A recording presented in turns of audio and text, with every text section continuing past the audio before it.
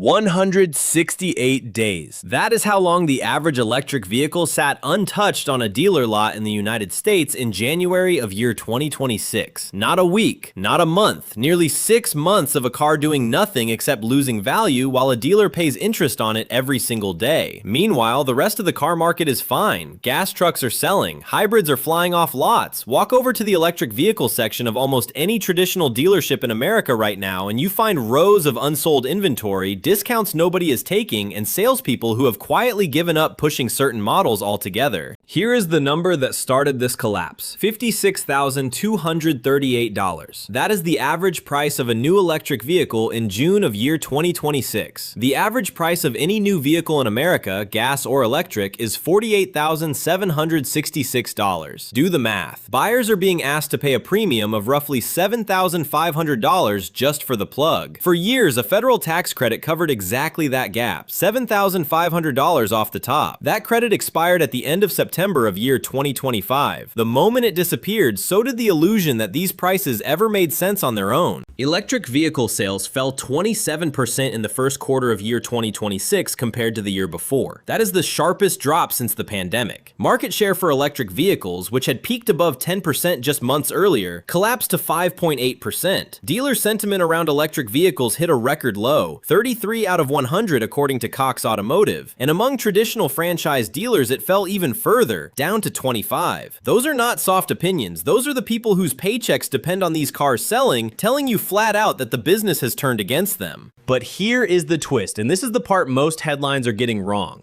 Americans are not walking away from electric vehicles. They are walking away from these prices. Used electric vehicle sales are up 20 to 21% year over year. 25% of new vehicle shoppers still say they are very likely to consider an electric vehicle, and that number actually ticked up slightly compared to last year. Cheaper electric models are selling just fine.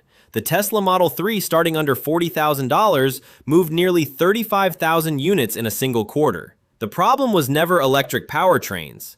The problem is a business model that stopped making sense the moment the subsidy disappeared, and a dealership system that was never really built to sell you a car in the first place. For decades, the American car dealership was never actually in the business of selling you the vehicle. The car was bait. It was the front door. The real business happened after you signed. Two things are going to come up again and again in this video, so lock them in now. 168 days on the lot, and a small windowless room in the back of every dealership that quietly paid for the entire building for 30 years. Insiders call it the F&I office, finance and insurance. If you have ever walked out of a dealership feeling like you got worked over and could not explain exactly how, drop the number 1 in the comments right now. And if you want to know exactly where your money went and why the whole system is cracking under the weight of overpriced electric vehicles, stay with me. Every traditional dealership runs on 3 profit centers. Take one away and the business struggles. Take 2 away and it collapses. Right now, all 3 are under attack simultaneously, and electric vehicles are the trigger. First, the margin on the metal. This is the profit from selling you the physical car. On a gas vehicle, it typically runs 6 to 8%. On a new electric vehicle in year 2026, that margin has been crushed down to 2 or 3%, and in plenty of cases, dealers are selling electric vehicles at a straight loss just to clear space before the next model year lands. The average incentive on an electric vehicle in June of year 2026 reached $7,290, roughly 13% of the sticker price. Some models are worse. The Fiat 500e, a car that starts around $36,000, has been discounted by as much as $15,000. That is not a sale. That is a dealer begging you to take the car off their hands. Second, the finance room. Picture the routine. 2 or 3 hours negotiating the price, you finally land on a number, you are exhausted, and then someone walks you to a small back office to sign paperwork. That room historically generated more profit per hour than the entire showroom combined. Inflated interest rates stacked on top of your approved rate, extended warranties, paint protection, insurance products layered on more insurance products, all carrying margins that would embarrass a jewelry store. In year 2026, that room is failing too. Interest rates from the Federal Reserve have pushed the average auto loan to around 7% annually. On a $56,000 electric vehicle, that means a monthly payment north of $900, sometimes crossing $1,100 once insurance and fees stack on top. A comparable gas SUV around $48,000 runs closer to $700 to $850 a month. Buyers ran the numbers and said no.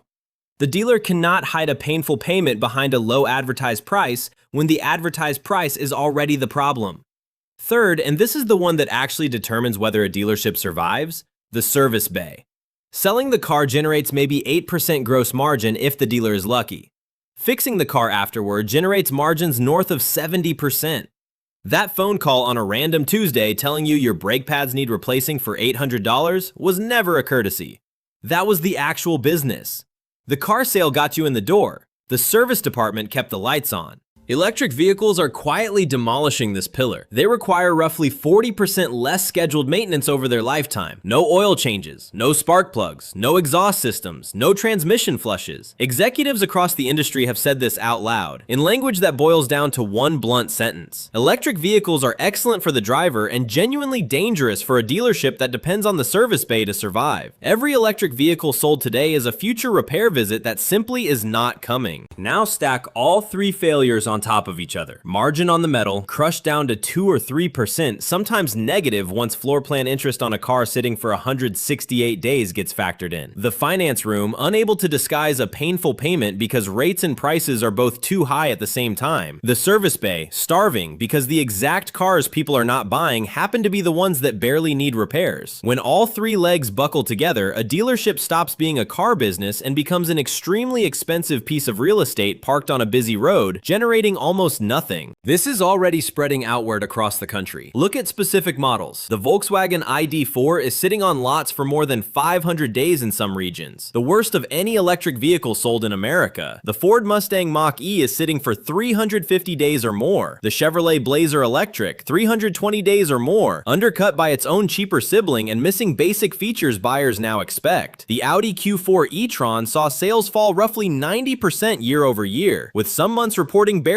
half a dozen units sold nationwide. The Jeep Wagoneer S, priced above $67,000, needed a $7,750 incentive just to clear leftover inventory, and reports suggest Stellantis may skip an entire model year for it rather than keep building a car nobody wants at that price. When the finance room stops generating easy profit and the service bay stops filling appointments, a dealership stops growing and starts becoming a liability. Across the country, dealership groups have quietly closed underperforming stores, sold off luxury franchises that leaned too heavily on electric inventory, and dumped entire lots of electric vehicles at auction, often at a loss, just to stop bleeding interest payments. Manufacturer bonuses tied to sales volume are drying up because dealers cannot hit targets nobody is buying toward. Let us stay on inventory for a second longer because the numbers keep getting worse the deeper you dig. New electric vehicle days supply peaked at that 168-day mark in January of year 2026, nearly 4 times higher than the low point of 46 days recorded back in September of year 2025. Total electric vehicle inventory sitting on dealer lots nationwide was estimated near 100,000 units at the worst point. By March, it had fallen to roughly 87,818 units, a drop of about 45% year over year, but that decline was not buyers suddenly showing up. It was automakers slamming the brakes on production to stop digging the hole deeper. Ford, Volkswagen, and Audi all cut electric vehicle output specifically to avoid piling on even more unsold inventory. Some manufacturers went further. BMW confirmed the i4 is ending production later in year 2026. Volvo pulled the EX30 off the American market entirely after barely a single year on sale. These are not small tweaks. These are manufacturers admitting certain electric models simply do not work at their current price in this market. And the luxury segment is where the damage is most brutal. Luxury electric vehicles retain only 31 to 52% of their value after 2 to 3 years, compared with roughly 54% for the average new vehicle across all types. The Audi e-tron GT, priced above $129,000, sold only 63 units nationwide across the first half of year 2026. The Mercedes-Benz EQS sedan, priced above $105,000, retains only about 31% of its value after 2 years, meaning a car that cost $105,000 new is worth roughly $30,000 used almost immediately. Buyers who can afford a 6-figure car are exactly the buyers who do the math on depreciation before signing anything, and the math on these cars simply does not work. To be fair, there is another side worth naming, honestly. American cars are lasting longer than ever, with the average vehicle on the road now around 12 years old, an all-time high. Great news if you are a driver. A slow death sentence if your business model depends on customers coming back every 6 months for something to break. Longer-lasting cars plus electric vehicles that barely need service equals a dealership network that is structurally overbuilt for the world it now operates in. So what does this mean if you actually need to buy a car in year 2026? 4 rules, not suggestions, survival tactics. Number 1, get the full out the door price in writing before you ever step onto the lot. Not the advertised price, the final number, every tax, every fee included. Dealers have started inventing vague administrative fees precisely because the margin on the car itself has shrunk so thin. Number 2, check how many dealerships of that brand exist within a reasonable drive of your home. If only one store is left within 50 miles, ask what happens to your warranty and your resale value if that store closes. A car is only as reliable as the network standing behind it. Number 3, you are not legally required to service your vehicle exclusively at the dealership you bought it from to keep your factory warranty valid. Under the Magnuson-Moss Warranty Act, independent shops using quality parts can perform maintenance without voiding your coverage. Dealers count on you not knowing this. Number 4, arrange financing before you negotiate the price of the car. Walk in with a pre-approved rate from your own bank or credit union. This eliminates the dealership's single biggest remaining source of hidden profit because they can no longer mark up a rate you never gave them the chance to touch. Here is where it gets interesting for anyone actually shopping right now. The same desperation crushing dealer profitability is creating real opportunities for a patient buyer. A Tesla Model 3 listed at $38,990 can often be found for $34,000 to $37,000 after discounts, putting it in direct competition with a Honda Accord Hybrid or a Toyota Camry Hybrid. A Hyundai Ioniq 5, listed anywhere from $44,000 to $52,000, has been seen discounted down into the $39,000 to $44,000 range, with fast charging that gets you to 80% capacity in about 18 minutes. A Kia EV6, originally as high as $56,000, has carried discounts of $7,000 to $10,000, landing in the low 40,000s for a car widely praised for its handling. And the used market might be the biggest story nobody is covering. A 2-year-old Tesla Model Y, originally $47,000 to $54,000 new, is now available used for around $30,500. That is roughly the same price as a brand new Toyota RAV4 Hybrid. One gives you 300 miles of electric range. The other gives you about 40 miles per gallon. Both are reasonable choices. The electric vehicle market did not fail. It corrected. The froth created by a temporary subsidy got wrung out, and what remains is smaller but far more honest. A market where price finally matches what people are actually willing to pay. One more number before we move on, because it explains why some brands are hurting so much worse than others. J.D. Power surveyed shoppers in May of year 2026 and found 42% of people rejecting electric vehicles cite purchase price as a top 3 reason. And among the group most firmly against buying electric, 56% said they are not willing to pay even $1 extra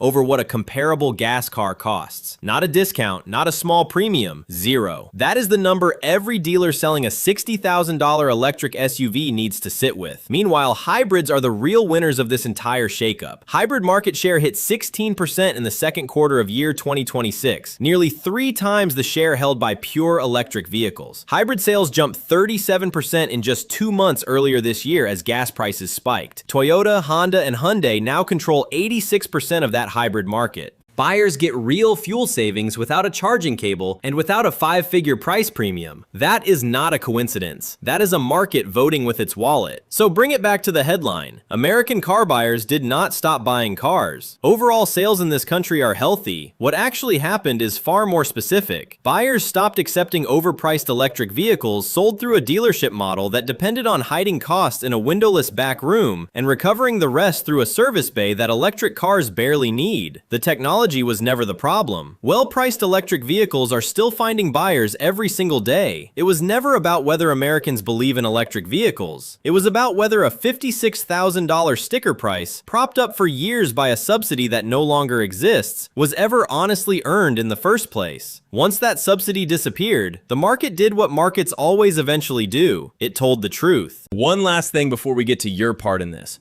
Leasing has quietly become the industry escape hatch.